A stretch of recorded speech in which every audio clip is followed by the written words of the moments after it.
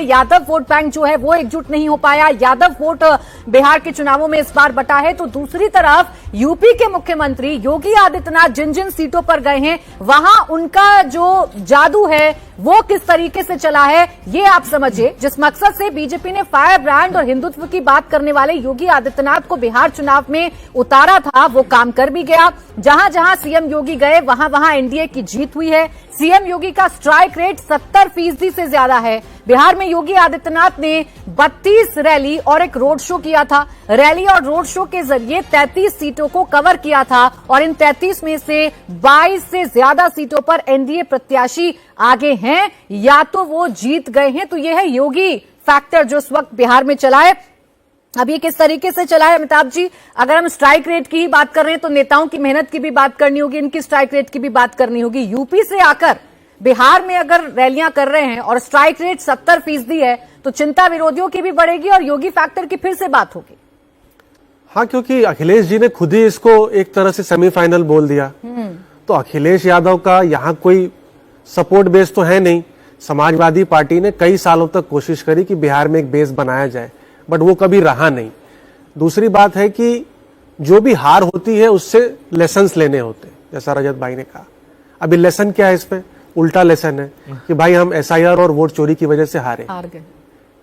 कोई ये नहीं सोचता कि 2020 के कंपैरिजन में 2025 में बिहार में वोटर बढ़े हैं, घटे नहीं हैं। 7 करोड़ 36 लाख वोटर थे 2020 में और अभी 7 करोड़ 45 लाख हैं। 90 लाख ज्यादा वोट पड़े हैं। तो डिलीशन कहां से हुआ? 90 लाख ज्यादा वोट पड़े हैं। तो क्या होता है कि हार का एक आपको रीजन ढूंढना होता है, उस रीजन को ढूंढ के अपने कैडर को मोटिवेट करना है। बट अगर वो मुद्दा चल ही नहीं रहा है तो वो कैडर मोटिवेट कैसे होगा उस मुद्दे से? और आप तो वो कैच-22 सिचुएशन में मतलब क्या करें, ये सिचुएशन है। और माफी मांगेंगे तो उनकी जो कास्ट है यादव, जिनको मैं आपके शो पे बार बार कहता हूं कि जो यादव कम्युनिटी है वो बिहार का नव सामंत है। बिहार के कास्ट सिस्टम में चाहे ठेकेदारी हो, चाहे बस का व्यवसाय हो, किसी जमाने में रघुनाथ झा बस के किंग हुआ करते थे और पूरे बिहार में उनकी बस चला करती थी। अब देख लीजिए यादव ट्रेवल्स की बसें चला करती हैं। तो उससे क्या हुआ है कि वो एक नई सामंती व्यवस्था जो पैदा हुई, उससे ईबीसी जो है उनको लगा कि जिस स्टेज पर पहले भूमिहार और ब्राह्मण हुआ करते थे, अब उस जगह को यादव ने इकोनॉमिकली इंपावर किया। जमीन भी उनके पास है, धन भी उनके पास है, रसूख भी उनके पास है, बाहुबल भी उनके पास है। तो समाज में उनकी एक जो धमक बनी, उसने ईबीसी को लालू यादव से दूर किया और नीतीश कुमार जी ने इसको बखूबी पहचाना। प्रधानमंत्री ने इसको सीमेंट करने का काम किया कि ईबीसी को इस तरफ ले आओ। क्योंकि आप देखिए मांझी, पासवान ये सब दलित में है, लेकिन धानु, कोयरी, कुर्मी, कुशवाहा को कितने टिकट दिया? आप देखो मल्ला कल ही हम लोग बात कर रहे थे ना, जब वो एक सर्वे में किसी में 4% वोट है, मल्ला, केवट, निषाद और गंगौत का 4% वोट है। इन 4% वोट में ज्यादा वोट इस बार एनडीए को मिले हैं। गंगौत ट्रेडिशनली नीतीश कुमार के साथ हमेशा रहे, भागलपुर वाला जो इलाका। अरे देखिए, अब कुछ मैंने तो आज कुछ कमेंट्स निकाले हुए थे सोशल मीडिया पर पत्रकारों ने, सेफोलॉजिस्ट ने जो किए हुए हैं। तो यशवंत देशमुख जी सी वोटर वाले लिख रहे हैं कि why is it so difficult for them to accept that females have finally shattered the caste and religion arithmetic all together. तो महिलाओं ने इस बार जाति और धर्म की दीवार तोड़ दी है। हालांकि मैं जब स्टूडियो में घुसा, मेरे दो मित्र वो इंसिडेंटली एक उस धर्म से और एक उस जाति से हैं जिसको तेजस्वी यादव रिप्रेजेंट कर रहे हैं। हाँ, वो दोनों इस बात को नहीं मान रहे थे कि ऐसा होगा कि यादव और मुसलमान उधर वोट देगा। लेकिन ये आप उनको 2-3 दिन में डेटा आएगा तो पता चलेगा क्या वाकई वो दीवार टूटी है। महिला का वोट जो होता है वो ओवरराइडिंग कास्ट होता है। नहीं, ये ऑलरेडी ये चीज असर्ट हो गया। वोट जो एक्चुअली पड़े हैं राघोपुर, आप केंद्र जो उनके स्ट्रांग होल्ड जोन में भी देखेंगे, ये सिद्ध हो गया कि छिटके हैं वोट यादवों के भी। देखिए, मैं जब इलेक्शन एनालिसिस करता हूं, मुझे लगता है आप मोटे कैनवस पे मोटे ब्रश से क्या लिखा गया है पहले उसको देखिए। हम एनालिस्ट होते हैं, हम ओवर एनालिसिस के चक्कर में फंस जाते हैं कई बार। पहले मोटा मोटा देखिए, स्थूल स्तर पे। मुझे लगता है स्थूल स्तर पे सबसे पहला था अरिथमेटिक की ये जो आंकड़ा ही है, जो वोट बेस रिप्रेजेंट कर रहा था एनडीए, यही अपने आप में 50% से ज्यादा है। तो जब दो हैवी वेट पार्टियां एक तरफ हैं, आपकी जेडीयू और बीजेपी, तो उसी तरफ नहीं है। तो ये बोला उसमें क्या था, हमारे जैसे लोग भी क्यों थोड़ा सा वो थे, मतलब बहुत विश्वास नहीं कर पा रहे थे, वो एलजेपी की वजह से। वो 6% जो था ना, दिख तो रहा था कि यार ये सीधा जुड़ेगा इधर, पर भरोसा नहीं था कि ये कितना आएगा। देखिए वही जो सीमलेस का ट्रांसफर ऑफ वोट वो आ गया। वो आ गया। वो नीतीश कुमार छठ में गए, वो वहां मुझे ऐसा लगता है कि ये चीज रेजोल्यूशन रास्ता इसका 6 महीने पहले ही तय हो गया था। बहुत बैक चैनल डिस्कशंस और बातें और सुलह वगैरह जो भी करना था सब हो चुका था चुनाव में आने से पहले। मोटे कैनवस पे अरिथमेटिक सॉलिड थी। दूसरा, ये महिला का मोटा ब्रश था। जब ये मोटा ब्रश रहता 10,000 रुपए, ये छोटी रकम नहीं है। मैं बार बार बोलता हूं, एक गरीब के घर में ना अपनी बेटी का तिलक कर सकते हो आप 10,000 रुपए में। ठीक है, बहुत ज्यादा लैविश नहीं करोगे, कम से कम आप जो रीति रिवाज है उसको तो पूरा कर सकते हो। Come with promise of 2 lakh more. ये बड़ी बात है। ये मतलब ये छोटा रकम नहीं है। आप लोग इसको अज्यूम जो कर रहे हैं। मैं एक सेकंड खाली जोड़ देता हूं रजत में, क्यों ये बहुत इंपॉर्टेंट है। एक तो इमीडिएट इंपॉर्टेंस है कि छठ का माहौल था, उससे ज्यादा इंपॉर्टेंट इसलिए है कि बिहार में जो माइक्रो फाइनेंस में जिस तरीके से प्राइवेट कंपनियां घुसी हैं और लोन जिस तरह से दिया जाता है, उसके सूद जो हाई रेट्स पे दिए जाते हैं, मैंने 2-4 लोगों को मदद करके देखा है रजत। तो जिस तरीके से सूद को चुकाने के लिए फिर सूद लिया जाता है, तो ये जो 2 लाख रुपए तक का एक प्रॉमिस है कि भाई 2 लाख तक का आपको मदद मिल सकता है राज्य के माध्यम से, वो एक बहुत बड़ा मलहम है। और हर एक महिला इस चीज को समझती है कि अगर ऐसा स्टेट सपोर्ट, क्योंकि Bihar is also a case of state based survival. सब तो साथी बोलने लगे सर, विपक्ष के साथी। ये प्रियंका चतुर्वेदी जी शिवसेना यूबीटी की कह रही है, dear opposition leaders, unsolicited advice, बिन मांगी सलाह, speak to the women of the country. बिल्कुल, महिलाओं से बात कीजिए, an alternative can not be without them. मान रही हैं कि ये महिला वोट की वजह से, बट वो उनका दूसरी महिला, वो क्या करेंगे अभी आज से 12-15 महीने के बाद में एक स्वीटी पकड़ के ले आएंगे ब्राजीलियन, और उसको बोलेंगे कि देखो स्वीटी ने जाके भाजपा को वोट किया इसलिए भाजपा जीत गई। ये इस टाइप के एनालिसिस उसकी ये जो जमीन है अभी से तैयार होना शुरू हो गई है कि आप डिस्क्रेडिट करो। क्या होता है, देखिए एक बड़ी समस्या है, विकट समस्या है। कांग्रेस अब लगातार जब चुनाव हारती है, ऑपोजिशन लगातार चुनाव हारता है, तो वो नेताजी कार्यकर्ता से संवाद क्या करेगा? बात के नेताजी क्यों आ रहे हैं? स्टार्टेड, मेरा मानना है आज कुछ वो चिंगारी दिखनी शुरू हो गई है। तारिक अनवर आए प्रोग्राम में, मानेंगे ही नहीं कि हमारे नहीं, वही मैं आपको बता रहा हूं। तारिक अनवर आए, तारिक अनवर के राहुल गांधी की प्रशंसा में उनके पास एक तर्क था। ये तर्क था कि 2019 का चुनाव हारने के बाद राहुल जी ने इस्तीफा दे दिया था पार्टी अध्यक्ष से। पार्टी अध्यक्ष पद से इस्तीफा किसको दिया? सुने तो अपने आप वो कह रहे हैं कि कांग्रेस पार्टी के बाकी नेताओं को जो बिहार में लगे हुए थे उनको उनका अनुसरण करके इस्तीफा देना चाहिए। नहीं, ये सब बोलने की बातें हैं। तो क्या फर्क पड़ता है उससे? केंद्र थोड़ी ना से वहां पे ताकत का केंद्र, केंद्र थोड़ी ना वोट चोरी। कल तक वोट चोरी चल रहा था। देखिए, गोली खा लेंगे लेकिन अन्याय नहीं होने देंगे। मैंने एक चीज आपको फिर से बोली थी, ये जो आइसक्रीम का फ्लेवर होता है ना सीजन का, वो विषय उठाते हैं राहुल गांधी जी। वो सीजन फ्लेवर क्या चल रहा है अभी मार्केट में, अभी एसआईआर चलाएंगे कुछ दिन तक, भूल जाएंगे। बताइए, मेरे ख्याल से मेरी बात को सेकंड करेंगे। कांग्रेस पार्टी में एक वर्ग इन सब बातों से बहुत असहज रहता है। जब ये वोट चोरी, मोदी वोट चोर, और ये बातें हो रही थी बिहार के चुनाव में कि भाई ये गलत है, मोदी को गाली देना तो सबसे पहली बात खुद रियलाइज करेगी कांग्रेस की इस काम को नुकसान होता है। वो वर्ग अब वोकल होगा, ऐसा मुझे लगता है। सर, मैं आज एक जगह मणिशंकर अय्यर जी के साथ था, बड़ा और बहुत बधाई आपको। और आपकी ही बात मैंने उनके सामने, मैं जा रहे थे, मैंने कहा सर 1 मिनट रुक जाइए, मैं एक बात कहना चाहता हूं। मैंने कहा जिस परंपरा की आपने कांग्रेस के लिए शुरुआत की, वो चाय वाला बोल के, याद है ना 2014 के पहले उनका वक्तव्य। बिल्कुल। और जब प्रधानमंत्री नरेंद्र मोदी पर व्यक्तिगत हमले अपमानजनक हुए हैं, तब इस देश की जनता ने उसका निषेध किया। चौकीदार चोर है कि अपार सफलता के बाद वोट चोर पर बिहार की जनता का जवाब आ गया। लेकिन जो महिलाओं की बात कर रहे थे, उसमें मैं एक चीज जोड़ना चाहूंगा, बहुत इंपॉर्टेंट है। नीतीश कुमार ने जो कास्ट सर्वे कराया था सौरभ जी, उसमें 32% लोग ऐसे हैं जिनकी मासिक आय 6,500 रुपए है। सही।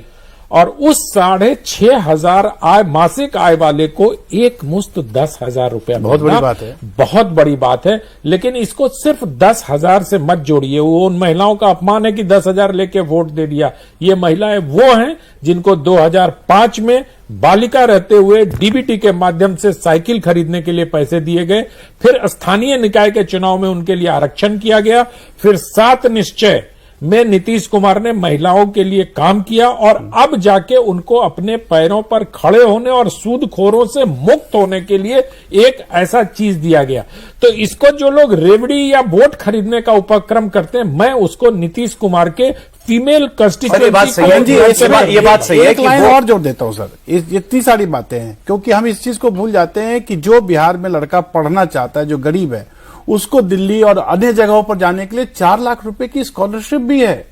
ये जो युवा वाला वर्ग है, उस वर्ग के बारे में सोचिए, जो खास करके ईबीसी ओबीसी तबके के लोग हैं, जो उनको 4 लाख रुपए अगर स्कॉलरशिप मिल रहा है बिहार से जाके पढ़ने के लिए, वो छोटी सर ऐसा है ना, नीतीश जी का ट्रैक रिकॉर्ड था, जैसा उन्होंने बताया, साइकिल पोशाक से लेकर के डोमिसाइल से लेकर के सब कुछ दिया, पुलिस में भर्ती में आरक्षण किया, सब किया महिलाओं के लिए। तो उनको पता था कि आदमी जो कह रहा है करता भी है। एक बात है, नहीं तो 30,000 रुपया डाल रहे थे अकाउंट में। 10 जनवरी को 30,000 रुपया डालने वाले थे हर महिला के अकाउंट में। तेजस्वी यादव जी ले लेते 30,000, तो 3 गुना आता 10,000 का, लेकिन नहीं उस पर भरोसा किया। बट अनपॉपुलर ओपिनियन, देखिए ये थोड़ा सा लेवल प्लेइंग फील्ड तो नहीं थी, ये तो मानना पड़ेगा। इस चुनाव में 10,000 की किस्त जा रही है, भाई इसका प्रभाव बहुत बड़ा था, बहुत बड़ा है। तो ये मुझे लगता है कि इस बात को अगर थोड़ा और जोर शोर से उठाया होता विपक्ष ने, तो थोड़ी लॉजिकल साउंड करते, बजाय कि कुछ भी आए दाएं बाएं बोलने। नहीं, बजाय इस बात का प्रश्नांकित करने के, हाँ। आपने तो उससे बड़ा लालच दिया ना, और आपकी साख वैसी थी नहीं। देखिए, जो गवर्नमेंट को होते हैं ना, उनको इस तरह की चीजें को करने का एक, अब तो इसमें तो हेमंत सोरेन ने भी दिया मैया योजना में, झारखंड चुनाव में, और लोगों ने कहा कि हेमंत को भी फायदा हुआ। एमपी में दिया, महाराष्ट्र में दिया, एमपी में तो चलो लंबे समय से बंगाल में दिया, और महाराष्ट्र में भी दिया। तो मुझे लगता है कि अगर जो सत्ता में रहता है उसको ये एडवांटेज तो रहता है, क्योंकि उसका लेवल प्लेइंग फील्ड में तो फिर एंटी इनकम्बेंसी भी तो होता है। अच्छा देखिए, अब जरा हमने कहा था, इसमें दिख रहा है मोटा मोटा मोदी मोदी मोदी, बीजेपी मुख्यालय की तस्वीर आप देख रहे हैं, क्योंकि नरेंद्र मोदी बस यहां पर पहुंचने वाले होंगे कुछ मिनटों के अंदर। अब जरा आप देख लें, स्ट्राइक रेट की बड़ी बात चल रही है।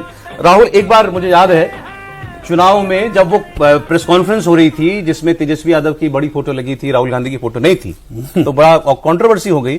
तो अशोक गहलोत जी बने, जहां पर गए थे अग्निशमन दल बनकर, संकट मोचक बन के, अग्निशमन से गए थे। तो उनसे पूछा गया, साहब नाराज है कांग्रेस के कार्यकर्ता, राहुल जी की फोटो नहीं लगी है, तेजस्वी की इतना बड़ा कटआउट है।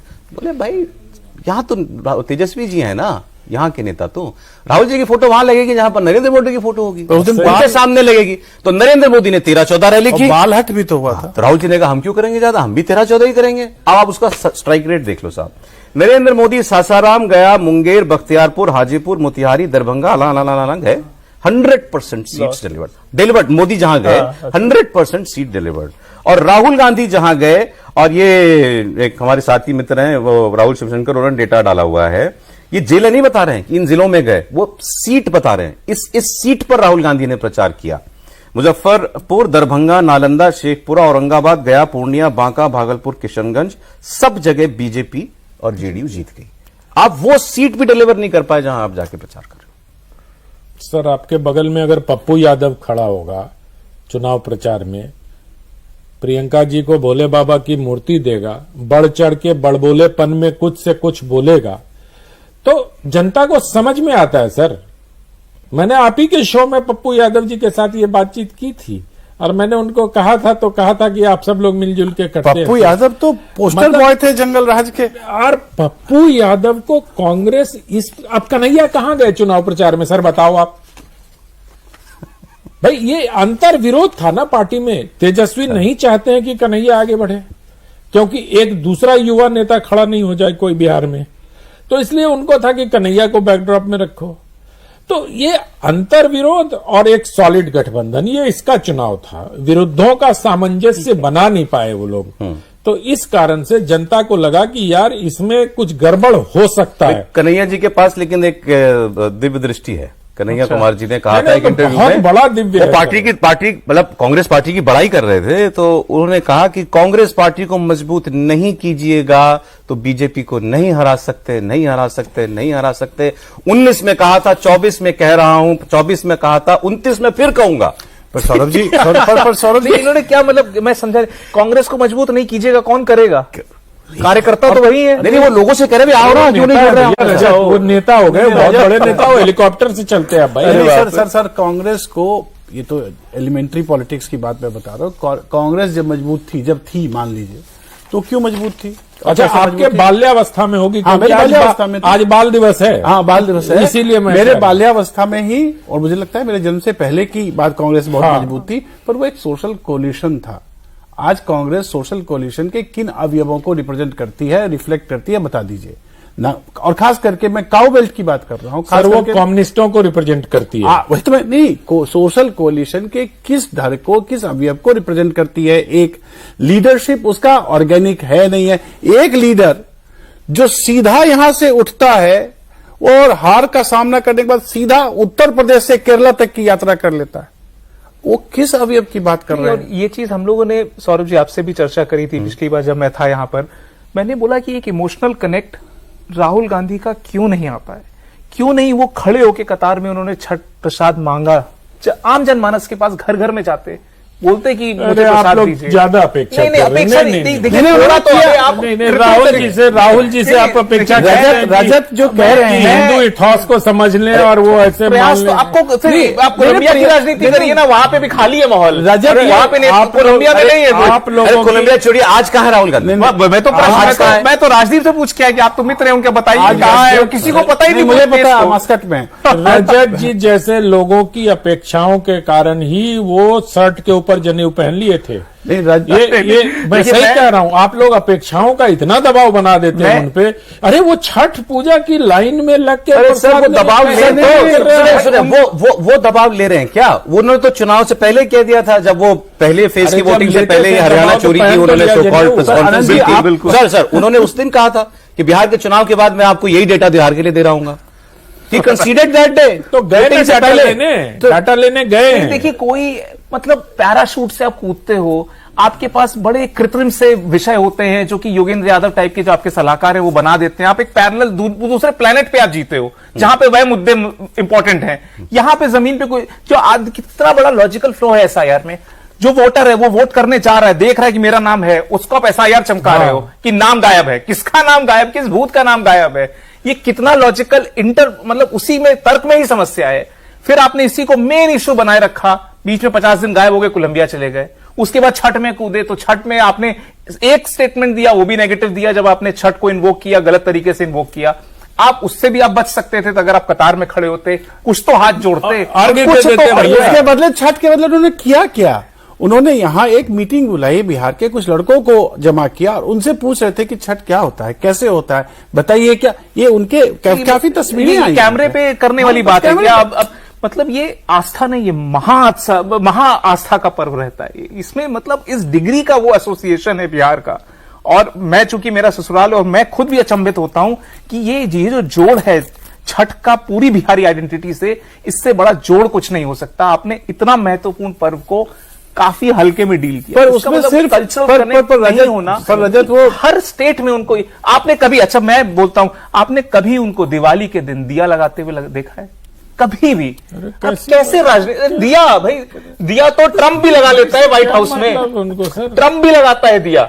आपको उतना दिया लगाने में क्या दिक्कत है? कल को आप अवध की राजनीति करना चाहेंगे, दिवाली को आप मंदिर जाते, मगध की राजनीति करना चाहेंगे, छठ को आप मानते नहीं। सर मंदिर जाते तो हैं, वो गंगा में पानी डाल के लोटा उसी में डाल के देते हैं, पोखर में नाव से कूद जाते हैं। अब आप देखिए, किसी भी ऐसे नेता को आपने देखा है आज तक कि मछली पकड़ने के लिए जूता पैतावा पहन के कूद गए नाव पर से, और कूदे ऐसा मुकेश सहनी के साथ कि उसको भी ले डूबे? वो एक्साइट हो जाते हैं, मुझे लगता है छोटी छोटी बातों पे। ये मोमेंट बना दो किसी तरीके से। सर मोमेंट नहीं बनाया जाता सर, वो समाज के बारे में जो समझ नहीं है उससे वो एक्साइटेड हो जाते हैं। और वो एक्साइटेड इसलिए वो कूल कहां महसूस करते हैं? जो जेन जी के जो भी इंग्लिश मीडियम वाले बच्चे पढ़ते हैं ना, उनको अगल बगल बिठाते हैं, वो पूकी और जेनजी की लैंग्वेज में बात करते हैं, उसमें कंफर्टेबल महसूस करते हैं, ब्लश भी करेंगे कि मुझे पूकी बोला। अब आदमी आम, आपकी व्यूअर्स को मैं पूछता हूं, पूकी का मतलब आपके व्यूअर्स को भी नहीं पता होगा। पूकी क्या होता है? पूकी मतलब क्यूट होता है जेनजी की भाषा में, कि डिंपल वाला क्यूट है। अब ये सब आप इतना कल्चरल डिस्कनेक्ट है आपका। भाई साहब, आप लोग बेकार में राहुल गांधी बहुत सीखना पड़ेगा सर हमें, बहुत बेकार में। राहुल जी राहुल गांधी को भी समझना पड़ेगा। एक बात समझ लीजिए सर, तालाब में कूदे जरूर, लेकिन बिहार की मछलियां बहुत तेज हैं। वो समझती हैं राजनीति के नुआंसेस को और वो नहीं आई। लेकिन जब आप लोग परिवार की बात कर रहे थे ना, कोalition की, तो मुझे एक वाक्य याद आया जो मुझे अभी किसी ने फोन पे बताया कि राजत्व जो है वो भाईचारे की मोहताज नहीं होती है। को किंगशिप नीड्स नो किनशिप, कुछ अंग्रेजी में ऐसा कहा जाता है। तो वही बिहार में अभी देखने को मिलेगा। अब हम थोड़ा भविष्य की अगर चर्चा करें कि राजनीति में होगा क्या भैया, आपको लगता है तेजस्वी कुछ इवॉल्व होंगे इससे, कुछ नया? फिर आप भी रजत जैसी बातें करने लग गए कि ये जैसे राहुल गांधी से एक्सपेक्ट कर रहे। अरे तेजस्वी जी को सबसे पहले एक्सेसिबल होना पड़ेगा सर।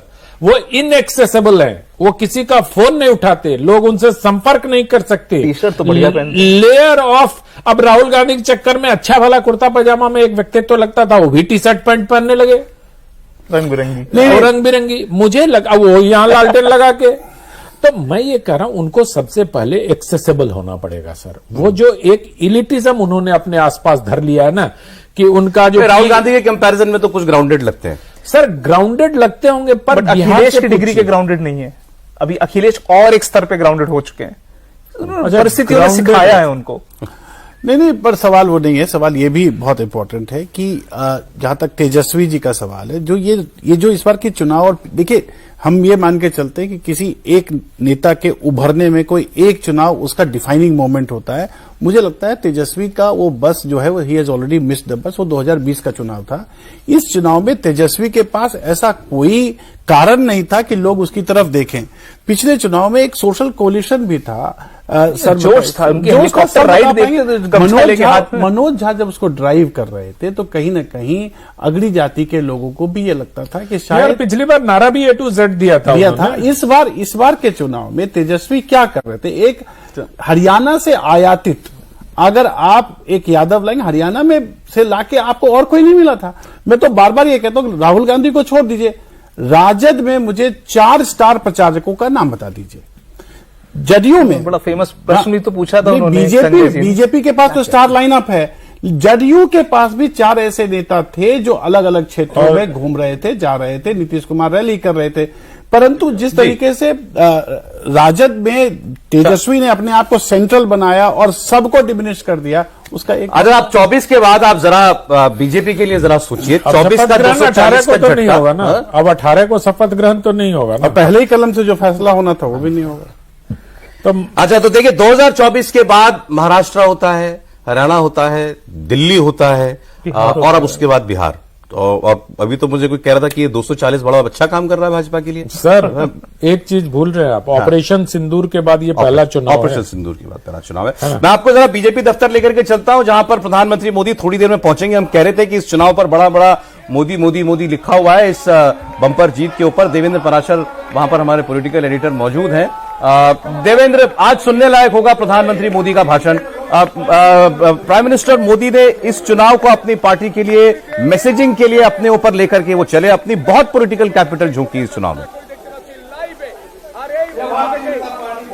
बिल्कुल सर, अब तकरीबन 14 रैली, रोड शो इसके अलावा उन्होंने किया था। तो समझा जा सकता है कि ऐसे में इस प्रकार के नतीजे के बाद अगर पीएम आ रहे हैं बीजेपी के राष्ट्रीय मुख्यालय, जहां पर जब जब पार्टी की जीत होती है, चाहे लोकसभा चुनाव की बात कर लें या फिर राज्यों में विधानसभा चुनाव की बात कर लें, तो उस जीत के बाद पीएम मोदी का आना, अपने कार्यकर्ताओं को संबोधित करना और कार्यकर्ताओं के मार्फत पूरे देश की जनता को उस चुनावी नतीजे के बारे में क्या मैसेजिंग है, ये बताना हमेशा से एक परिपाटी सी रही है। आज की अगर मैसेजिंग की बात करें सौरभ, तो पीएम का फोकस 2 चीजों पे बहुत ज्यादा हो सकता है। पहली बात तो ये कि ये जो मैंडेट है वो एक इंडिया के गवर्नेंस मॉडल के लिए मैंडेट है। ये केंद्र सरकार की कल्याणकारी योजनाओं का के लिए मैंडेट है, ये राज्य सरकार की कल्याणकारी योजनाओं के लिए मैंडेट है।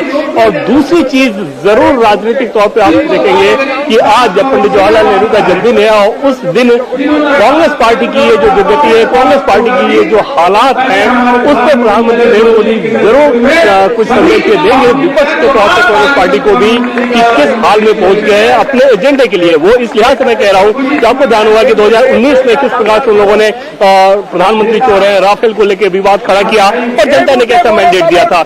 इस बार फिर से उन्होंने वोट चोरी करके चोरी जैसा नैरेटिव करने की कोशिश की और बिहार की जनता ने कैसा मैंडेट दिया है। तो बार बार इस प्रकार की मुंह की खाने के बाद क्या राहुल गांधी, क्या उनकी कांग्रेस पार्टी अपने एजेंडे, अपने नैरेटिव में कोई कोर्स करेक्शन करती है या इसी प्रकार के कैंपेन को लेकर चलती है, इस बाबत भी प्रधानमंत्री नरेंद्र मोदी जरूर कुछ राजनीतिक जंग मार सकते हैं, कुछ एक संदेश दे सकते हैं, लेकिन ज्यादा चटक चीज ये नजर आएगी कि एक गवर्नेंस मॉडल को अगर इस प्रकार से मैंडेट मिल जाए, 2005 की बात कर लें, 2010 की बात कर लें, हालांकि 15 में दोनों अलग रहे थे, वहां बीजेपी को हार हुई, फिर 20 में साथ रहे, फिर जीत हुई, इस बार 25 में साथ है, तो जबरदस्त 2010 वाली जीत हुई। तो उस माहौल में प्रधानमंत्री नरेंद्र मोदी का यहाँ पे आना, जो पीछे जिस जगह पे पीएम मोदी संबोधन करेंगे उसके ठीक पीछे जो होर्डिंग लगाया गया उसमें बिहार की जनता का धन्यवाद, मनोज तिवारी जो कि सांसद तो है दिल्ली से लेकिन बिहारी है और उनके गाने लगातार यहाँ पे चल रहे हैं। इस पूरे माहौल को सौरभ अगर देखें तो बाहर लिट्टी चोखा का आयोजन किया गया है कार्यकर्ताओं के लिए, और उस लिहाज से आप समझ सकते हैं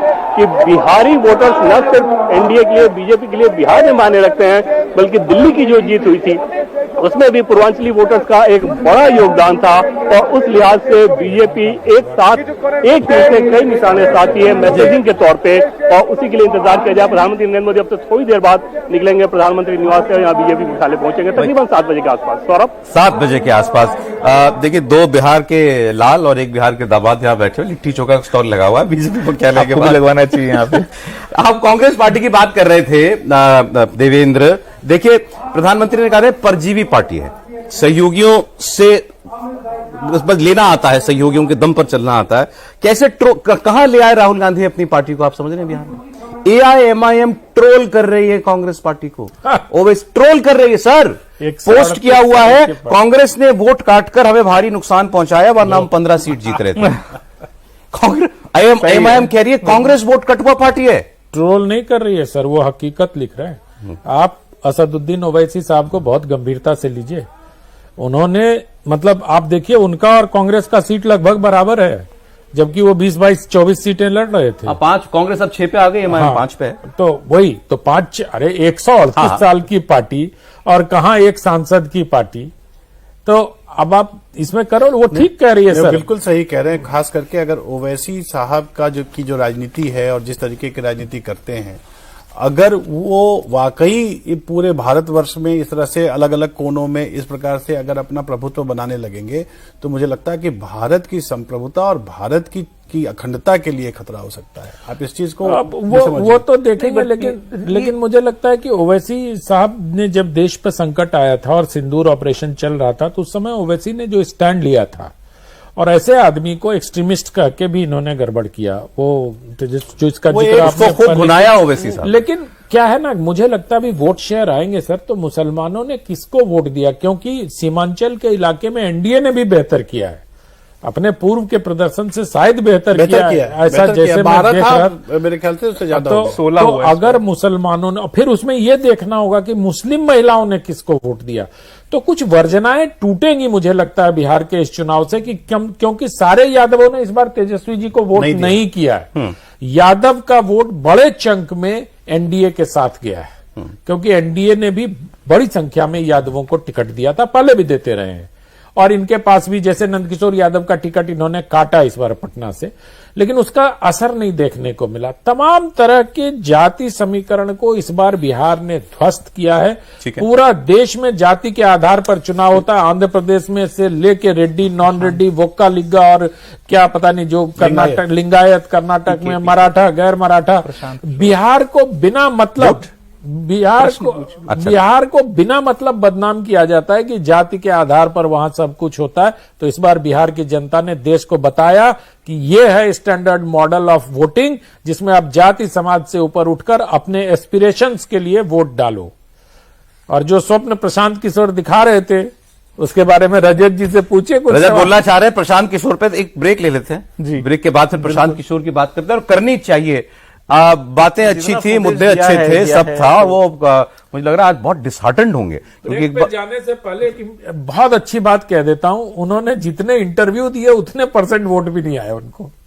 सर इंटरव्यू तो बहुत दिए, उतने आ जाते थे, लेकिन 100 इंटरव्यू दिए। मैं क्यों कह रहा हूं आज बहुत मायूस होंगे। उन्होंने एक बार कहा था कि मैंने 3 साल अपना सब कुछ झोंक दिया है बिहार के लिए, घर, पैसा, सब कुछ मैंने लगा दिया है। तो अब डिस्कस करेंगे, ब्रेक के बाद आते हैं तो इस पर बात करते हैं। और बीजेपी मुख्यालय में प्रधानमंत्री मोदी चंद मिनटों में पहुंचेंगे, तो वो भी आपको लाइव तस्वीरें दिखाएंगे। देखते रहिए इंडिया टीवी, लौट रहे हैं जल्द।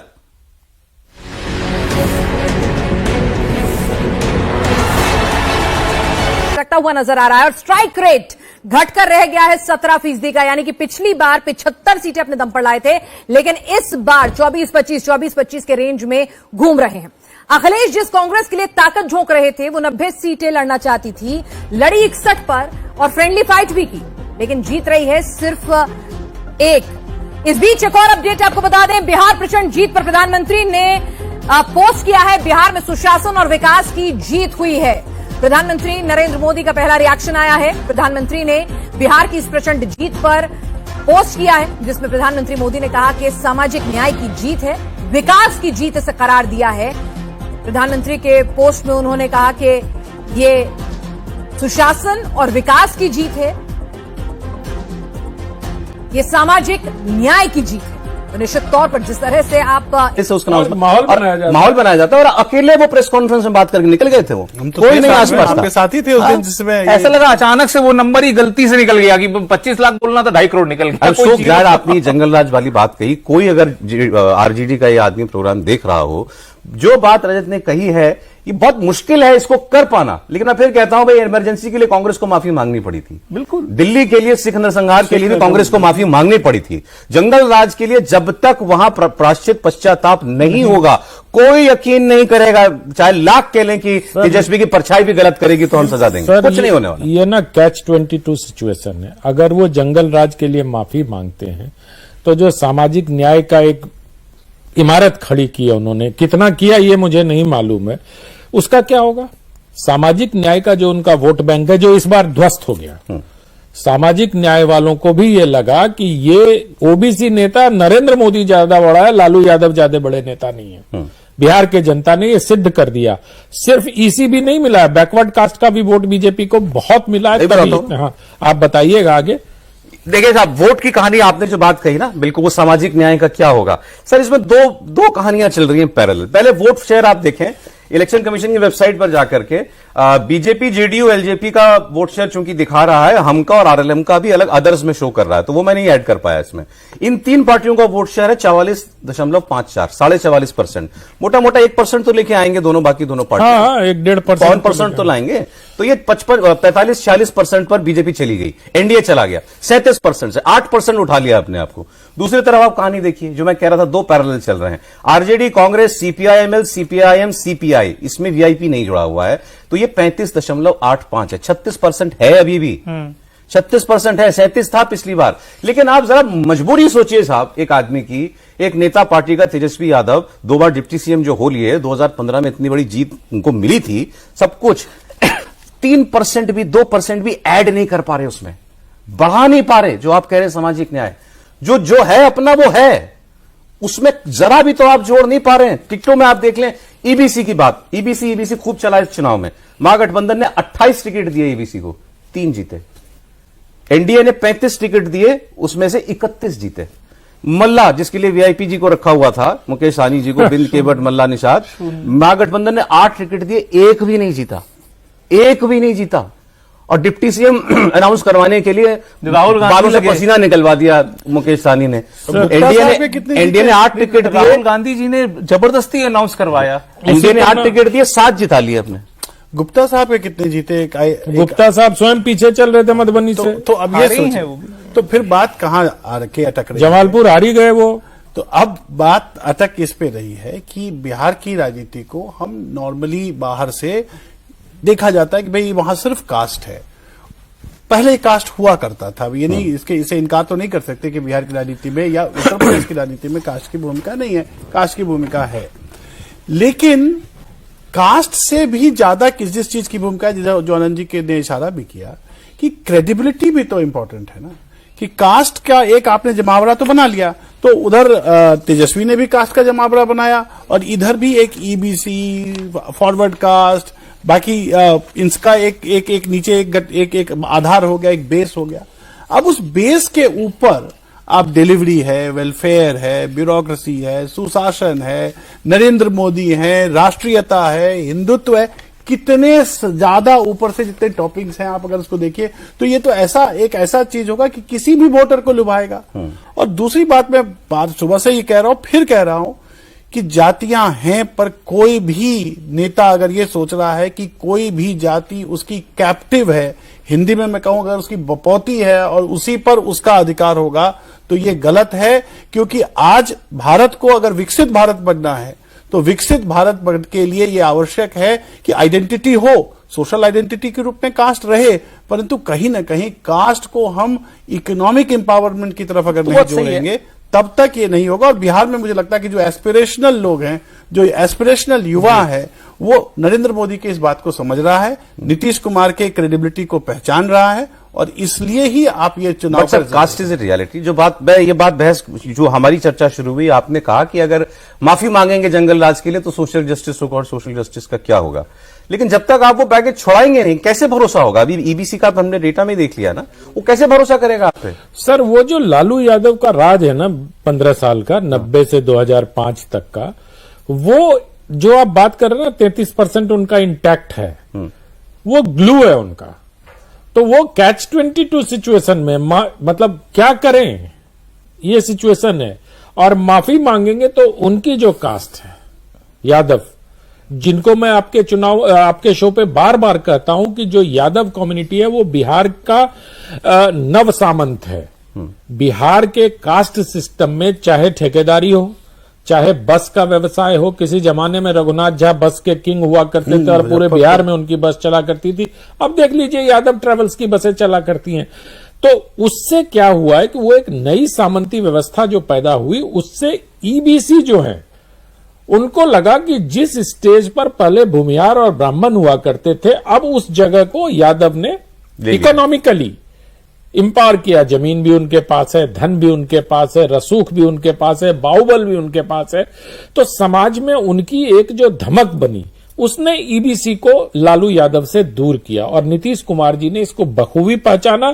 प्रधानमंत्री ने इसको सीमेंट करने का काम किया कि ईबीसी को इस तरफ ले आओ। क्योंकि आप देखिए मांझी, पासवान, ये सब दलित में है, लेकिन धानुक, कोयरी, कुर्मी, कुशवाहा को कितने टिकट दिया? आप देखो मल्ला कल ही हम लोग बात कर रहे थे ना, जब वो एक सर्वे में किसी में 4% वोट है, मल्ला, केवट, निषाद और गंगौत का 4% वोट है। इन 4% वोट में ज्यादा वोट इस बार एनडीए को मिले हैं। गंगौत ट्रेडिशनली नीतीश कुमार के साथ हमेशा रहे, भागलपुर वाला जो इलाका। अरे देखिए मैंने तो आज कुछ कमेंट्स निकाले हुए थे सोशल मीडिया पर पत्रकारों ने, सेफोलॉजिस्ट ने जो किए हुए हैं। तो यशवंत देशमुख जी सी वोटर वाले लिख रहे हैं कि why is it so difficult for them to accept that females have finally shattered the caste and religion arithmetic all together. तो महिलाओं ने इस बार जाति और धर्म की दीवार तोड़ दी है। हालांकि मैं जब स्टूडियो में घुसा, मेरे दो मित्र वो इंसिडेंटली एक उस धर्म से और एक उस जाति से हैं जिसको तेजस्वी यादव रिप्रेजेंट कर रहे हैं। हाँ, वो दोनों इस बात को नहीं मान रहे थे कि ऐसा होगा कि यादव और मुसलमान उधर वोट देगा। लेकिन ये आप उनको 2-3 दिन में डेटा आएगा तो पता चलेगा क्या वाकई वो दीवार टूटी है। महिला का वोट जो होता है वो ओवरराइडिंग कास्ट होता है। नहीं, ये ऑलरेडी ये चीज असर्ट हो गया। वोट जो एक्चुअली पड़े हैं राघोपुर, आप केंद्र जो उनके स्ट्रांग होल्ड्स हैं उनमें भी देखेंगे, ये सिद्ध हो गया कि छिटके हैं वोट यादवों के भी। देखिए मैं जब इलेक्शन एनालिसिस करता हूं, मुझे लगता है आप मोटे कैनवस पे मोटे ब्रश से क्या लिखा गया है पहले उसको देखिए। हम एनालिस्ट जो होते हैं, हम ओवर एनालिसिस के चक्कर में फंस जाते हैं कई बार। पहले मोटा मोटा देखिए, स्थूल स्तर पे। मुझे लगता है स्थूल स्तर पे सबसे पहला था अरिथमेटिक कि ये जो आंकड़ा ही है, जो वोट बेस रिप्रेजेंट कर रहा था एनडीए, यही अपने आप में 50% से ज्यादा है। तो जब दो हैवी वेट पार्टियां एक तरफ हैं, आपकी जेडीयू और बीजेपी, तो उसी तरफ नहीं है। तो ये उसमें क्या था, हमारे जैसे लोग भी क्यों थोड़ा सा वो थे, मतलब बहुत विश्वास नहीं कर पा रहे थे, वो एलजेपी की वजह से। वो 6% जो था ना, दिख तो रहा था कि यार ये सीधा जुड़ेगा इधर, कोई भरोसा नहीं था कि ये कितना आएगा। देखिए वही जो सीमलेस ट्रांसफर ऑफ वोट वो आ गया। वो आ गया। नीतीश कुमार छठ में गए, वो वहां मुझे ऐसा लगता है कि ये चीज रेजोल्यूशन रास्ता इसका 6 महीने पहले ही तय हो गया था। बहुत बैक चैनल डिस्कशंस और बातें और सुलह वगैरह जो भी करना था सब हो चुका था चुनाव में आने से पहले। मोटे कैनवस पे अरिथमेटिक सॉलिड थी। दूसरा, ये महिला का मोटा ब्रश था। जब ये मोटा ब्रश रहता 10,000 रुपए, ये छोटी रकम नहीं है। मैं बार बार बोलता हूं, एक गरीब के घर में ना अपनी बेटी का तिलक कर सकते हो आप 10,000 रुपए में। ठीक है, बहुत ज्यादा लैविश नहीं करोगे, कम से कम आप जो रीति रिवाज है उसको तो पूरा कर सकते हो। Come with the promise of 2 lakh more. हाँ, ये बड़ी बात है। ये मतलब ये छोटा रकम नहीं है। आप लोग इसको अज्यूम जो कर रहे हैं। मैं एक सेकंड खाली जोड़ देता हूं रजत में, क्यों ये बहुत इंपॉर्टेंट है।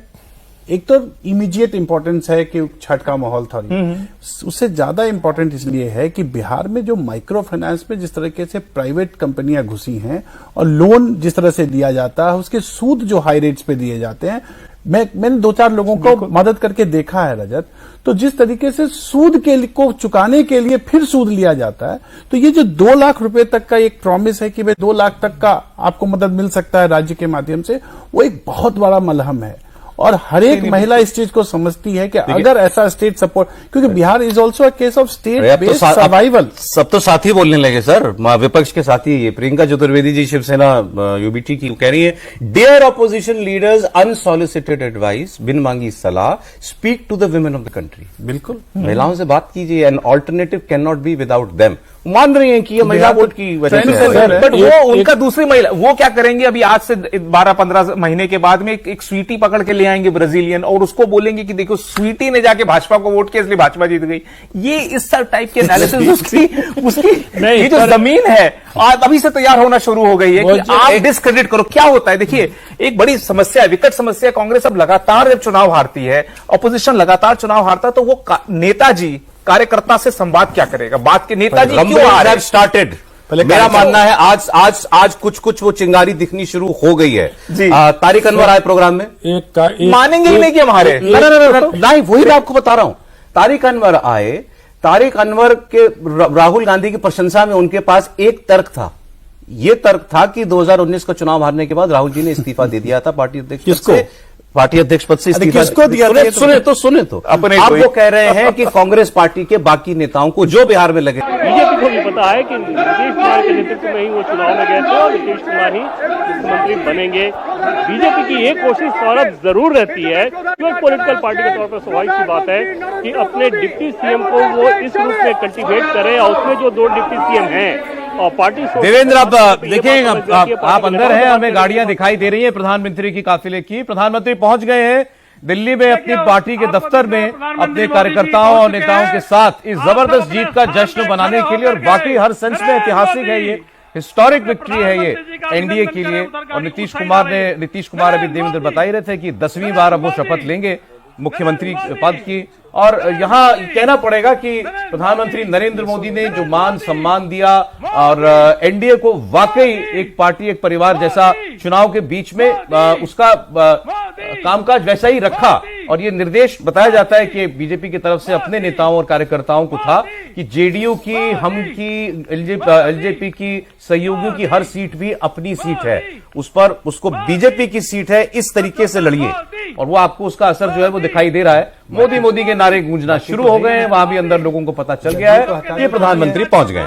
कल तो देवेंद्र जी वो बात भी बहुत अच्छी बोल रहे थे ना कि जो दोनों पार्टियों के बीच में एक मतलब क्या कहते हैं अपनापा थोड़ा ज्यादा ही उफन के आ रहा था, एक दूसरे को ज्यादा क्रेडिट दे रहे हैं, एक दूसरे को जेडीयू बीजेपी। हाँ, अरे भाई साहब आप, अरे भाई साहब आप, अरे भाई साहब आप, उसके बिना हो नहीं सकता था सर, उसके बिना ये कंप्लेंट्री तो ये है। अभी बात तो देखिए आप, अब प्रधानमंत्री पहुंचे, अब ये तो अब शपथ ग्रहण में तो वो जाएंगे ही। नड्डा साहब स्वागत कर रहे हैं, भारतीय जनता पार्टी के अध्यक्ष हैं सर। नहीं बिल्कुल, और इनके समय में भारतीय जनता पार्टी को जितनी जीत मिली है, शायद ही किसी भारतीय जनता पार्टी के अध्यक्ष को इतनी जीत नसीब हुई हो। और समय चल ही रहा है, और समय अभी चल ही रहा है इनका, मतलब अभी तो अध्यक्ष हैं। अरे ये स्टाइल देखिए साहब, ये गमछा लहराया है। याद कीजिए वो एक पुल के उद्घाटन में नीतीश जी का हाथ पकड़ करके जिस तरीके से उठाया था और गमछा लहराया था यूं ही, ये भी मैसेज है, ये भी संकेत है। ये वो हर चीज बोलने की जरूरत नहीं पड़ती। ये वो भी संकेत है जो रजत कह रहे थे, बिहार में गमछा हरे कलर का लहराया जाता था और उस हरे कलर के गमछे से ही पलायन होना शुरू हुआ था। जो बिहार से कितने जो माइग्रेंट्स हुए, हरा और वो चेक वाला तो वो जो पलायन था वो भी आप उसको याद रखने की चीज है ये। और वो दिल्ली में है भाई, दिल्ली में पूर्वांचली तो बहुत है ना, पूर्वांचली बिहारी है। दिल्ली की जीत में भी पूर्वांचलियों का बहुत बड़ा हाथ था और प्रधानमंत्री इस बात को जानते हैं। और पूर्वांचली के आप तो खैर हर प्रदेश का कुछ भी कह लीजिए, जिस प्रकार से प्रधानमंत्री जी नड्डा जी का सम्मान करते हैं, अध्यक्ष को लेके अपने साथ आना, देखिए नड्डा जी की बॉडी लैंग्वेज में कितना मतलब जीत का एक ये है कि अध्यक्ष रहते हुए हमने जितवा दिया। गजब है भाई साहब। ये आत्मविश्वास अब अध्यक्ष ये को बताइए, भाषण में जो है, भाषण में प्रधानमंत्री के क्या होगा आज? मुझे लगता है वो सबसे पहले तो माताओं बहनों को नमस्कार। आज के भाषण में प्रधानमंत्री नीतीश बाबू की भूरी भूरी प्रशंसा करेंगे। अच्छा, आप मतलब मेरा अनुमान ये है कि प्रधानमंत्री और फिर वो कहेंगे कि बिहार की जनता ने विकास को चुना है और हम अपने विकास के रोड मैप के बारे में हल्की सी चर्चा अवश्य करनी चाहिए प्रधानमंत्री को। ये मेरा इतने दिनों का अनुभव कहता है कि जो सपने बिहार की जनता ने देखा है नरेंद्र मोदी की आंखों से, उसको पूरा करने का एक रास्ता जरूर एक शब्द हम लोग बहुत सुन रहे हैं ना, एस्पिरेशन जगा दी है बिहार की। एस्पिरेशनल बिहार होगा। जैसे गुजरात में भी पिछले चुनाव को याद करिए, विधानसभा के चुनाव में तो लोग कहते थे अरे अब क्या चाहिए, 8 लेन रोड है, क्या 14 चाहिए? तो वहां के लोगों ने कहा कि नहीं, हमें अगर स्कूल अभी इंडिया क्लास लेवल का है तो हमें वर्ल्ड क्लास स्कूल चाहिए, हमें वर्ल्ड क्लास सड़कें चाहिए। तो अगर नीतीश कुमार ने विकास को एक ऊंचाई पर पहुंचा के एस्पिरेशनल बिहार बनाने का प्रयास किया है, तो मुझे लगता है कि नरेंद्र मोदी और अमित शाह ने इस गठबंधन को लंबे समय तक चलाना है, तो वहां बिहार का कुछ तो करना पड़ेगा भाई। अरे मैं ये थोड़ा लोगों को लगेगा कि भाई ये तो कोई बात नहीं है या इसमें कोई कंट्रोवर्सी हो, बट इसमें क्या गलत है? अगर कोई मान ले बिहार का वोटर ये देखता है कि केंद्र में जो सरकार है उसके साथ चलने वाली पार्टी चाहिए हमको, सेल्फिशली सोचे तो बेहतर ही होगा ना उसके लिए। और केंद्र की सरकार चल रही तो उसमें बिहार के खास करके नीतीश कुमार का भी तो योगदान है ना। और जिस बिना शर्त के जिस समर्पण भाव से नीतीश कुमार ने केंद्र की सरकार का साथ दिया है 2024 के लोकसभा चुनाव के बाद, जिस प्रकार से नो क्वेश्चन बिना किसी शर्त के, बिना किसी बात के, बिना किसी बार्गेनिंग के जिस प्रकार से साथ दिया है, समर्पण दिया है, तो उसका तो एक वो स्पष्ट आप कमेंट्री देख रहे हैं। नहीं, वो तो सर इसलिए किया कि नीतीश बाबू ने जब INDIA गठबंधन बनाया तो एक वीडियो कॉन्फ्रेंस हो रही थी जिसमें राहुल जी ने उनके साथ जो किया, उसके बाद नीतीश बाबू जैसा स्वाभिमानी उस गठबंधन में नहीं रह सकता। वहां भी खेल राहुल जी का ही किया हुआ था। खेल राहुल जी का ही किया भी किया हो, मैं ये कह रहा हूँ। जिसका नहीं सर, आपको कहना पड़ेगा राहुल जी। कहानी बता दें आपको, कहानी राहुल जी तो समोसा भी नहीं खिलवाया था। कन्वीनर बनाने के लिए सहमति हो गई थी उनको, इंडिया ब्लॉक का। और राहुल जी ने बोल दिया कि इसके बारे में अभी हमको ममता जी से बात करनी पड़ेगी। ममता वहीं से उखड़ गए और बताते हैं चले गए। उन्होंने अपना स्विच ऑफ कर दिया था, जूम पे मीटिंग थी शायद, और वो उसके बाद गए तो वो जो स्विच ऑफ किया INDIA को, तो हमेशा के लिए स्विच ऑफ कर दिया नीतीश बाबू ने। और इधर मोदी जी आए और मोदी जी के सामने मंच पर 7 बार उन्होंने ये बात कही है, एक बार गलती हो गई, अब ना होता ही गलती, अब हम कहीं नहीं जाएंगे इनको छोड़ के। ललन सिंह बैठे थे मंच पे, उनकी ओर इशारा करके, यही सब नेता लोग जो गड़बड़ा देता है हमको, अब हम कहीं नहीं जाएंगे, 7 बार बोला। लेकिन नीतीश बिहार में जरूरी है, मजबूरी कुछ भी कहिए तो केंद्र में भी तो है ना। बिल्कुल है, बिल्कुल है। 12 सांसद हैं उनके भाई, बहुत मतलब ऐसा। इसीलिए मैं हमेशा जब भी मुख्यमंत्री को लेके बहस होती थी ना, तब मैं यही कहता था कि भाई केंद्र को भी देख लो यार, मतलब हम केंद्र को माइनस करके। बहुत से लोग लेकिन ये उम्मीद कर रहे होंगे रजत की शायद इन 5 वर्षों में ही हो सकता है, साल भर के अंदर ही, कि नीतीश जी कह दें कि अब आप कमान संभालिए। परिस्थिति अलग है, अगर उत्तराधिकारी खुद ही तय कर दे नीतीश जी तब तो सीमलेस हो जाएगा, लेकिन ऐसा होगा नहीं। मुझे नहीं लगता, मुझे लगता है 4-5 साल एटलीस्ट अगले लोकसभा चुनाव तक तो चीजें एकदम इसी पद्धति पे चलेगी, कुछ खास बदलाव नहीं होगा। जो रजत कह रहे हैं उसका एक आधार भी है कि भारतीय जनता पार्टी को भी नीतीश जी का समर्थन और जदयू का जो सोशल बेस है उसकी आवश्यकता। आज भी बीजेपी में लीडरशिप की कमी है ना। आज भी एक pan Bihar, pan caste acceptable leader कोई नहीं, कोई भी नहीं, एक भी नहीं है। आप जितने डिप्टी CM 4-5 तो बना ही दिए बीजेपी ने, सबको 4 हो गए मेरे ख्याल में, 4 हो गए, तो एक तो नहीं रहे। तारकिशोर प्रसाद, रेणु देवी, सुशील मोदी, ये विजय सिन्हा, और ये 5 सम्राट, किसी के पास भी पैन बिहार एक्सेप्टेंस नहीं है। वो दो तो क्यों बने थे सर, मुझे आज तक समझ में नहीं आया। तारकिशोर प्रसाद और रेणु देवी डिप्टी CM क्यों बने? कोशिश एक थी कि हम अपना EBC, हम अपना अरे EBC वोट बैंक। केहू के रेस में घोड़ा पे दाव ओहे घोड़ा पे लगाल जाये ना, जेमें देखल जाये कि बढ़ने का कुछ है नहीं। जहां मंच लगाया वहां पहुंच गए हैं प्रधानमंत्री, सीधे अपने कार्यकर्ताओं के सामने हैं। अब मोदी मोदी मोदी मोदी, ये मिथिला का है क्या? ये लग तो रहा है। ये देखो, ये जवाब मोदी मोदी, नरेंद्र मोदी, मोदी मोदी मोदी मोदी, कौन है ये? मोदी मयूख है क्या? नहीं, मयूख नहीं, वो अरुण सिंह जी। नरेंद्र मोदी, नरेंद्र मोदी। मुस्कुराहट देखिए प्रधानमंत्री के चेहरे पर, जान रहे हैं कितनी बड़ी जीत है। बहुत बड़ी जीत है सर। बिहार में जिस तरह से मतलब इकोसिस्टम के लोगों ने इको चैम्बर में बैठ के मरसिया पढ़ दिया था कि कुछ नहीं हो सकता, ये खत्म हो जाएंगे। बिहार में और आज जब मोदी हर चुनाव में एक बात बताऊं मैं आपको, वैसे आप कहने का मौका मिल रहा है तो मैं कह रहा हूं, हमारी जमात में भी एक इंटेलेक्चुअल डिसऑनेस्टी जो दिखाई देती है कई बार। भाई अगर मुझे दिख रहा होता इस चुनाव में कि बीजेपी हार रही है या एनडीए हार रही है, मुझे क्या प्रॉब्लम है बोलने में? जो दिख रहा है वो बताना है ना, नतीजा तो मेरे कहने से नहीं बदल जाएगा ना। मगर उसके बावजूद आप लगे हुए हैं। हाँ मतलब नहीं, अगर ये नतीजा नहीं किसी को दिख रहा था तो फिर आप क्या ही कर रहे थे? जैसे कर्नाटका में है, बिहार यूनिट बहुत कमजोर, बीजेपी का यूनिट कर्नाटका में बहुत कमजोर है, सब लोग एक्सेप्ट करते हैं, बीजेपी भी एक्सेप्ट करता है। देखिए मखाना का माला है, मखाना की माला है। हाँ देखिए मखाना की माला पहनाई गई इनको। ये मखाना ने भी बहुत काम किया है इस बार बिहार में, एक पूरा बेल्ट में तो खूब। मखाना बोर्ड की घोषणा और ये सारी चीजें। आदरणीय देखिए प्रकाश नड्डा जी से निवेदन करता हूं कि माननीय राष्ट्रीय अध्यक्ष जी आए और देश भर के कार्यकर्ताओं को, जनता को संबोधित करें। माननीय राष्ट्रीय अध्यक्ष जी। मोदी जी ने कहा बेटा 3 मिनट में वापस आ जा।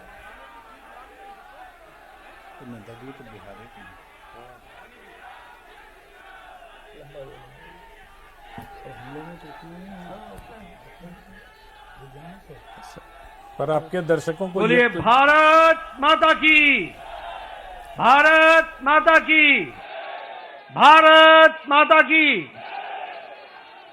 आज के इस धन्यवाद सभा में उपस्थित हम सबके बीच में भारत के यशस्वी प्रधानमंत्री आदरणीय श्री नरेंद्र मोदी जी, हमारे रक्षा मंत्री आदरणीय श्री राजनाथ सिंह जी, हमारे गृह मंत्री आदरणीय अमित शाह जी, और यहां उपस्थित देवी और सज्जनों, पार्टी के कार्यकर्ता बंधु, कार्यकर्ता प्रेमी, पार्टी के प्रेमी और मीडिया के मेरे साथी, प्रिंट मीडिया और इलेक्ट्रॉनिक मीडिया के मेरे साथी। सबसे पहले तो आज इस जनता को धन्यवाद देने के कार्यक्रम में मैं सबसे पहले तो आदरणीय प्रधानमंत्री जी को, भारत के करोड़ों कार्यकर्ता जो टेलीविजन से जुड़े हैं, बिहार के लाखों कार्यकर्ता जिन्होंने दिन रात एक किया, और यहां उपस्थित हमारे सभी कार्यकर्ता बंधुओं के तरफ से आदरणीय प्रधानमंत्री जी का हार्दिक अभिनंदन, स्वागत है।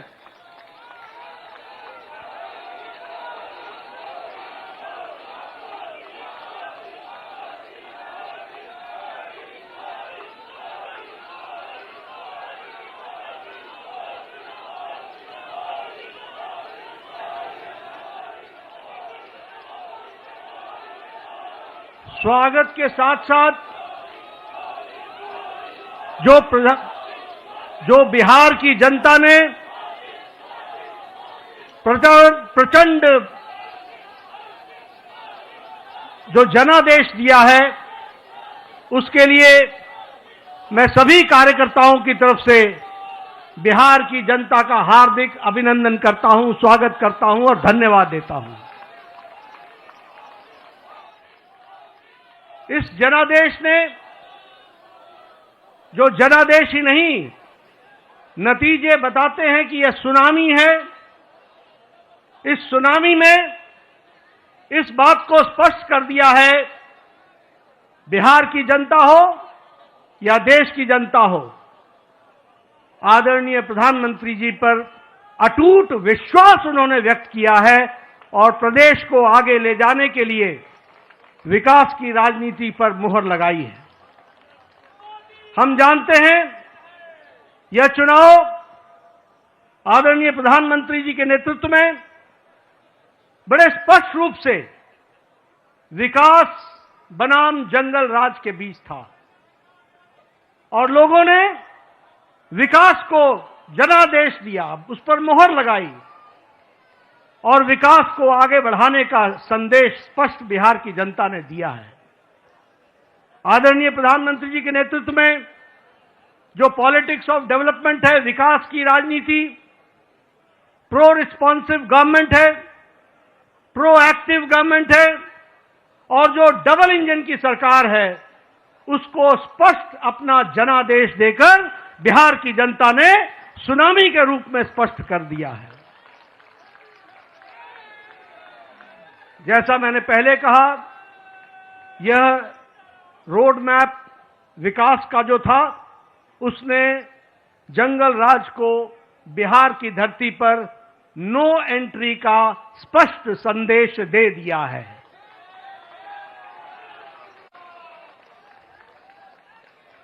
मैं यहां यह भी आपके साथ चर्चा करना चाहता हूं,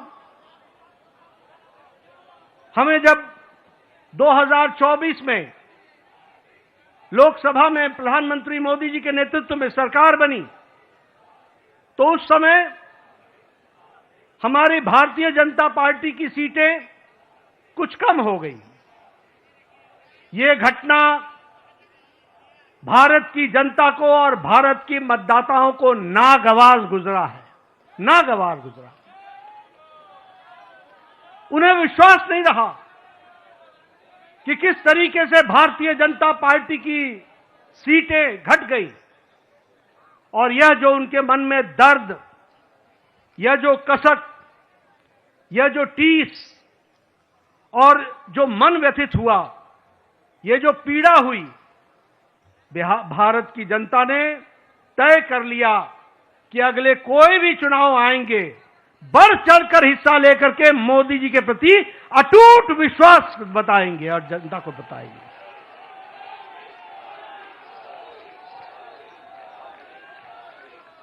ये प्रधानमंत्री जी के प्रति अटूट विश्वास और प्रेम का नतीजा है। और यह अटूट प्रेम और विश्वास भारत की जनता ने 2024 के चुनाव के बाद हर चुनाव में स्पष्टता से दिया है। हरियाणा में चुनाव हुआ, हमारी लोकसभा में सीटें कम हुई थी, उसका मुंहतोड़ जवाब हरियाणा की जनता ने दिया और तीसरी बार हैट्रिक सरकार बना करके दी, ये हमारे ध्यान में आया।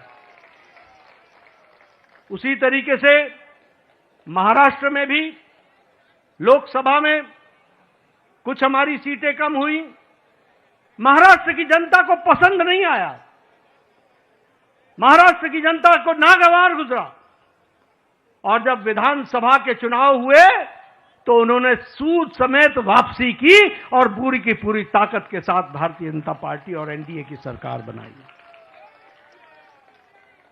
हम लोगों ने यहीं, आप सब दिल्ली के कार्यकर्ताओं ने इसको स्पष्ट रूप से देखा कि जब दिल्ली के चुनाव आए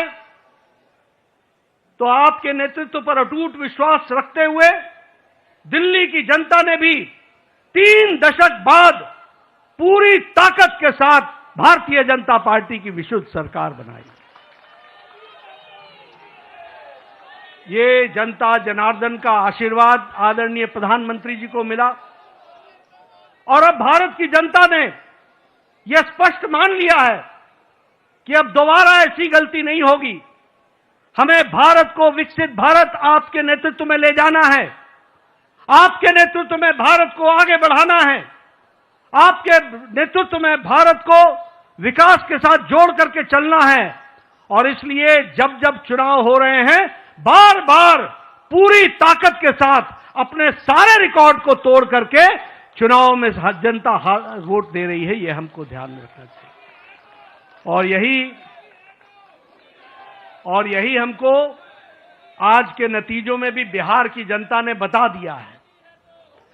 हाईएस्ट स्ट्राइक रेट हमको देखने को मिला है और आपने तो बहुत पहले चुनावी सभा में बताया था कि 14 तारीख का इंतजार करें और 14 तारीख को बिहार की जनता स्पष्ट संदेश देगी और बिहार की जनता ने स्पष्ट संदेश दे दिया है। ये अभूतपूर्व समर्थन प्रधानमंत्री मोदी जी को, अटूट प्रेम और अटूट विश्वास का नतीजा है। ये डबल इंजन की सरकार बिहार की जनता को चाहिए, ये स्पष्ट संदेश है। और मैं यहां यह भी कहना चाहूंगा कि जहां प्रधानमंत्री मोदी जी की तरफ अटूट विश्वास जनादेश ने दिया है, वहीं नीतीश कुमार के सुशासन पर भी मुहर लगाई है और उनको भी ताकत दी है।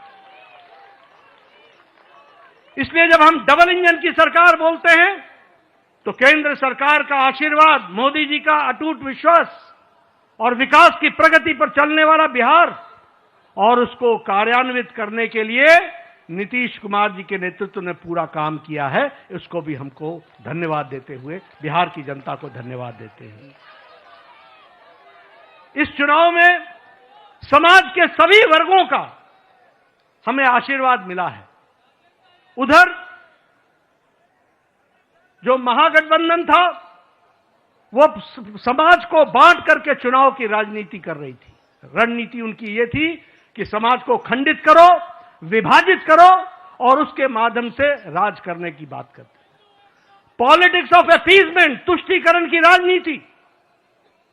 वो बिहार को बिहारियों के सहारे नहीं चलाना चाहते थे, वो बिहार को घुसपैठियों के सहारे चलाना चाहते थे और उनका समर्थन करते थे।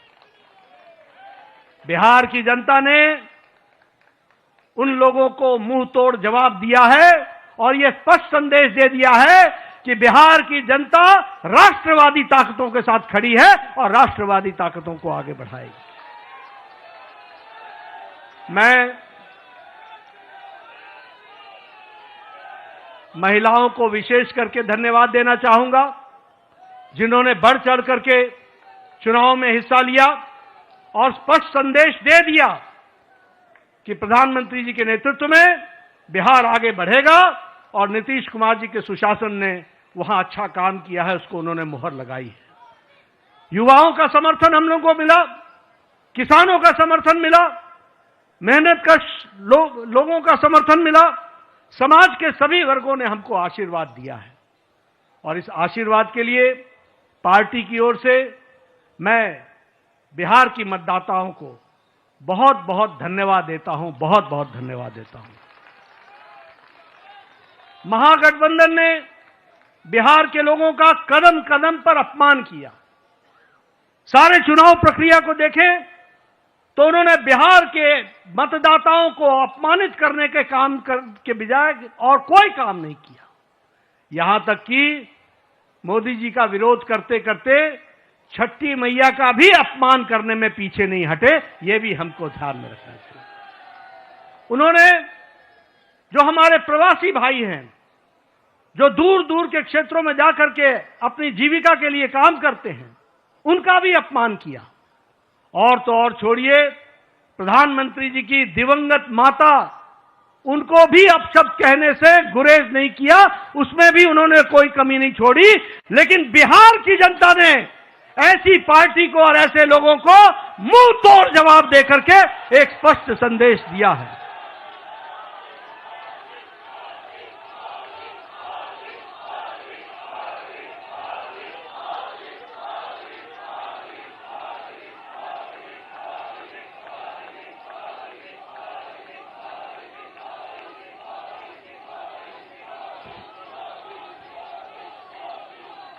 राष्ट्रीय जनता दल